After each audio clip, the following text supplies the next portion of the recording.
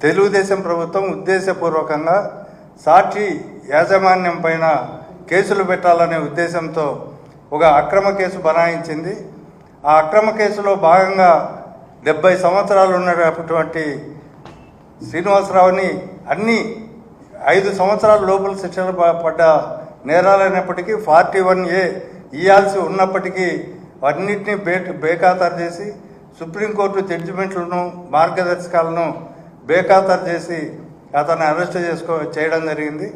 దీనిపైన అరెస్ట్ చేసిన తర్వాత రిమాండ్ విధించిన తర్వాత వెంటనే సుప్రీంకోర్టు పోతే సుప్రీంకోర్టు తీవ్రంగా స్పందించి ఇందులో పత్రికా స్వేచ్ఛ, వాక్ స్వాతంత్రం, ప్రజాస్వామ్యం ఇవన్నీ ముడిపడి ఉన్నాయి. అసలు అతను ఎలాంటి తప్పు చేయలేదు. డిబేట్లో లైవ్ షో డిబేట్లో అతను యాంకర్గా ఉన్నాడు. అతను చేయని తప్పుకు అతన్ని అరెస్ట్ చేయడం అనేది పత్రికా స్వేచ్ఛను హరించడమే. కాబట్టి ఇది చాలా తప్పుడు సంకేతాలు పంపిస్తుంది.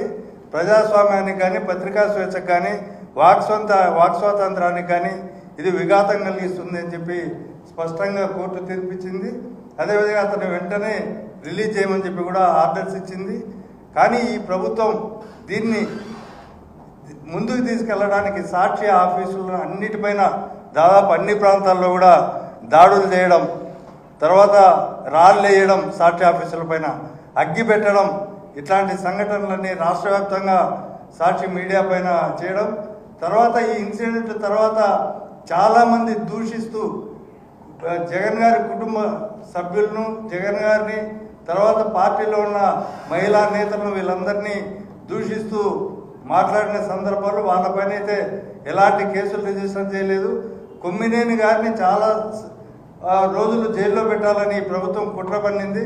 అందులో భాగంగానే పోలీస్ కస్టడీ పిటిషన్ కూడా అక్కడ కోర్టులో వేయడం, తర్వాత హైకోర్టుకు పొమ్మని చెప్పి హైకోర్టుకు పోకుండానే డైరెక్ట్గా సుప్రీంకోర్టుకు వచ్చారని చెప్పి వాళ్ళ స్టేట్ గవర్నమెంట్ తరఫున వచ్చిన లాయర్లతో సుప్రీంకోర్టులో ఆర్గ్యూ చేయించడం. అంటే వీళ్ళు చాలా కాలం, ఎంతకాలం వీళ్ళైతే అంతకాలం కొమ్మినేని గారిని లోపల పెట్టాలా, సాక్షి పత్రికను కానీ, సాక్షి యాజమాన్యానికి కానీ భయభ్రాంతులకు గురి చేయాలా, దీన్ని సాగదీసి ఇది ఒక ఇష్యూగా నిరంతరం ప్రజల మైండ్లో ఉండేటట్టు చేయాలనే వాళ్ళ దుష్ట నాటకానికి కొమ్మినేని శ్రీనివాసరావు విడుదల ద్వారా తెరబడిందని నేను భావిస్తున్నాను.